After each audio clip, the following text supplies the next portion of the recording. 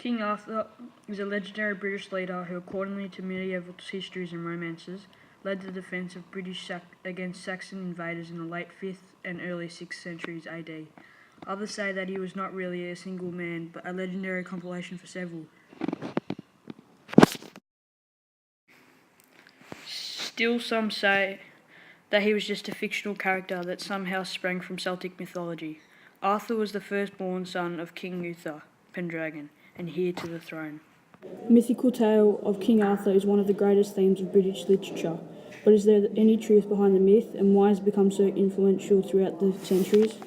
King Arthur that we know today is a collection of different legends, written by different authors at different times. They all united by the common theme that King Arthur was a 5th century general who fought against the Anglo-Saxon tribes and ensured that Britain remained a paradise of the West.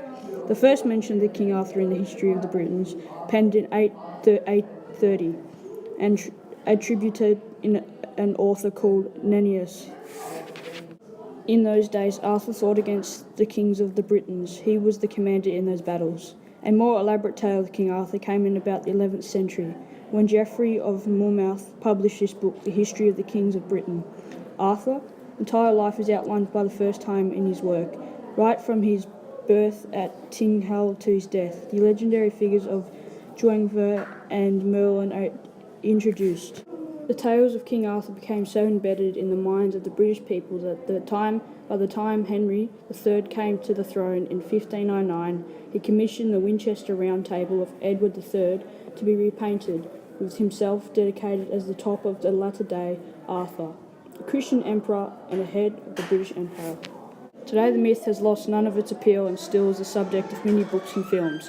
However, despite the entrapment of Arthur with Celtic folklore, evidence of his actual existence is slim. In the histories of the time, there is no mention of an Arthur.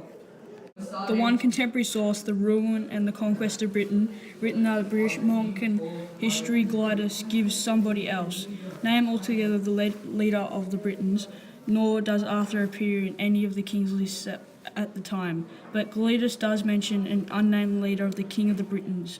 Could this be Arthur?